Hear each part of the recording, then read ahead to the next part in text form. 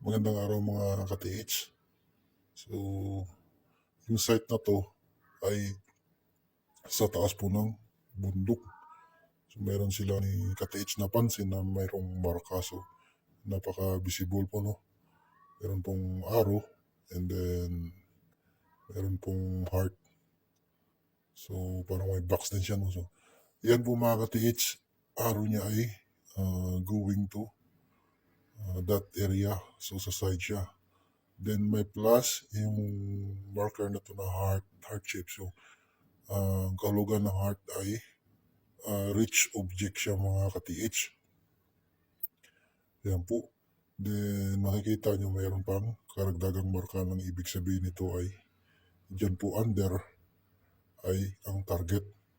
So, karagdagan pang kaalaman mga ka-TH, mga ganitong klaseng marker ay nangungulugan po na cemented siya. Matigas siya pa ilalim mga ka-TH. And yan po. Dito po sa isang pictures ay napaka-visible po na dyan talaga yung turo ng arrow sa gilid na yan.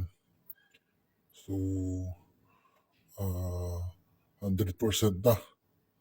Sure na talaga na dyan ang digging spot. So, meron pang karagdagang marker si ka-TH na nakita sa bundok din. So, ayan po. Yan, may marka siya. So, makikita nyo ay parang letter K siya.